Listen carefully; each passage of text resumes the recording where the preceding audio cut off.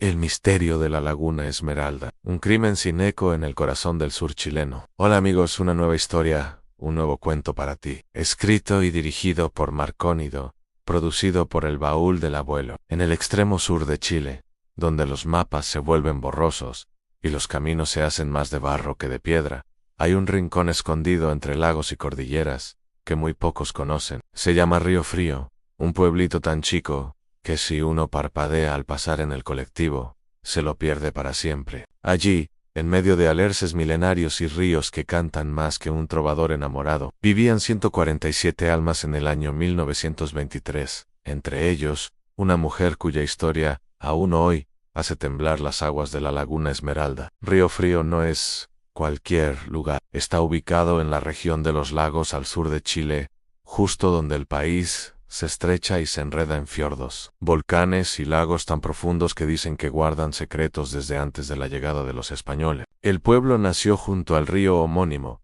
cuyas aguas heladas bajan directo del volcán Poaju. Los inviernos allá son largos, húmedos y tan fríos que hasta el humo de la chimenea se congela en el aire, pero los veranos, los veranos en Río Frío son mágicos. El sol dura hasta las 11 de la noche. Los pájaros duermen tarde, y la Laguna Esmeralda, así le dicen por el brillo verde que toma al reflejar los bosques, se vuelve el alma del lugar. En ese escenario tan pintoresco como aislado, vivía Elvira Mansilla. No era rica, ni famosa, ni mucho menos una dama de sociedad.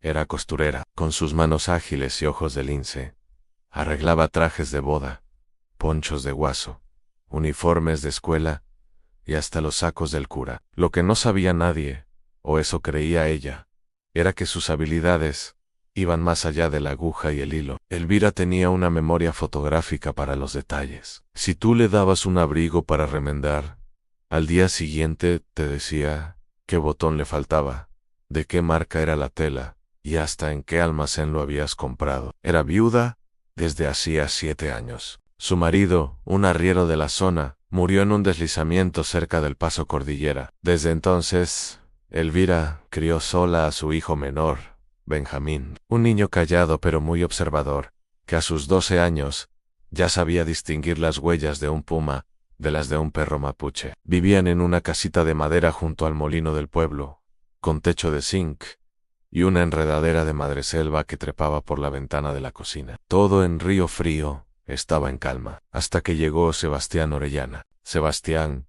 no era de allí, venía de Valdivia, aunque contaba historias de haber estado en Punta Arenas, Santiago e incluso en el norte, cerca de Antofagasta. Decía ser comerciante, y traía consigo cajones llenos de telas finas, perfumes importados, y relojes de bolsillo que jamás marcaban bien la hora. Abrió un almacén justo frente a la plaza, y en poco tiempo se ganó la confianza de varios vecinos. Vendía a crédito, regalaba caramelos a los niños y hasta organizó una minga para arreglar el puente del río.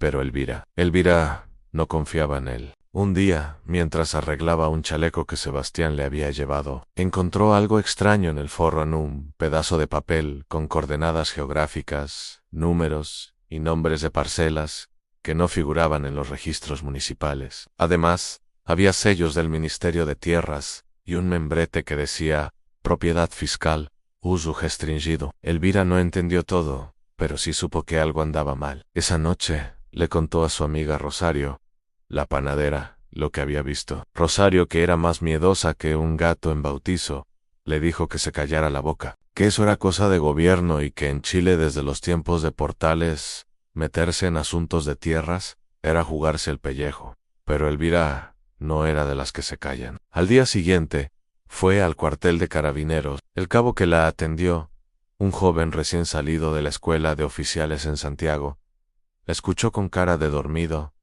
y le dijo que sin pruebas concretas no podía hacer nada. Le aconsejó que no se metiera en líos y que se dedicara a lo suyo en kosher y criar a su hijo. Pero Elvira no se rindió. Esa misma semana fue al almacén de Sebastián con una excusa. Necesitaba botones para un traje de primera comunión. Mientras él le buscaba los botones, ella echó un vistazo al escritorio trasero, y allí vio algo que la dejó helada: mapas detallados de la zona, con extensiones enteras de bosque nativo marcadas en rojo, y firmas que correspondían a extranjeros. Además había recibos de depósitos en un banco de Puerto Montt. Todo indicaba que Sebastián estaba vendiendo tierras fiscales del estado de Chile a inversores extranjeros. Un delito grave en una época en que el país luchaba por consolidar su soberanía territorial, especialmente en el sur. Esa noche, Elvira escribió una carta, la metió en un sobre grueso, lo selló con cera y le pidió a Benjamín que la guardara en el baúl de madera bajo su cama. Si me pasa algo,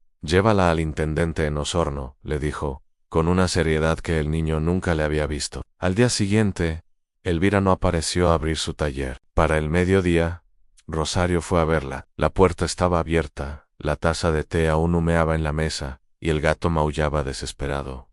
Pero de Elvira, ni rastro.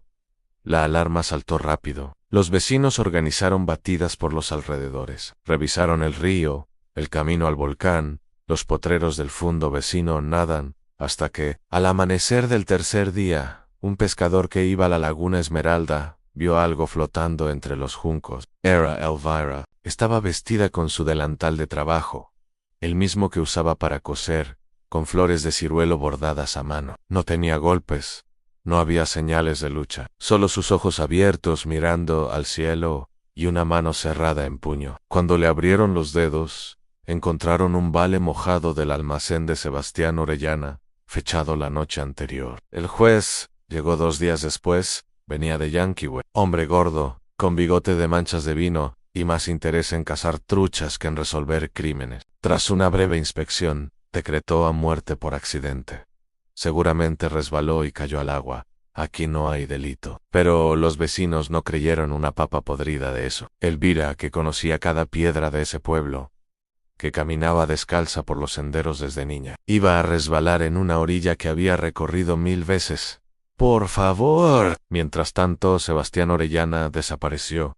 Nadie lo vio irse. Su almacén quedó vacío, las estanterías limpias, las telas desaparecidas. Solo quedó una botella de ron, medio llena, sobre el mostrador. Benjamín, el hijo de Elvira, sí cumplió su promesa. Fue a Osorno con la carta. Pero cuando llegó al intendente, le dijeron que el funcionario había sido trasladado y que el nuevo no quería líos. La carta terminó en un cajón, olvidada como tantas otras cosas en la historia de Chile. Los años pasaron. Río Frío siguió creciendo, lento, callado, como las raíces del alerce. Benjamín se fue a estudiar a Valdivia. Volvió solo una vez, de viejo, y murió en la misma cama donde su madre le contaba cuentos. La laguna Esmeralda nunca volvió a tener el mismo brillo. Los pescadores dicen que el agua se puso más oscura, más profunda, y en las noches de luna llena, aseguran que se escucha una voz femenina, cantando una tonada antigua, la misma que Elvira tarareaba al coser. Hoy, casi un siglo después, el caso sigue sin resolverse. No hay culpables, no hay justicia, solo una mujer que quiso hacer lo correcto en un rincón olvidado del sur de Chile. Pero su historia no se perdió, porque mientras haya alguien que recuerde su nombre, mientras haya un niño que pregunte qué pasó en la laguna Esmeralda, la verdad seguirá viva. La enseñanza de este cuento es poderosa. Nunca subestimes el valor de una persona común que decide hacer lo correcto. En un país como Chile, donde tantas veces el silencio ha sido cómplice del crimen, hablar, actuar, denunciar, eso es heroísmo de verdad. Elvira no tenía armas, ni poder, ni influencia, solo tenía conciencia, y eso, a veces, es más peligroso que cualquier bala. Escrito y dirigido por Marcónido, una producción del Baúl del Abuelo en Santiago, Chile. Si te gustó, suscríbete al canal, dame un like, comenta qué te pareció y difúndela con tus amigos.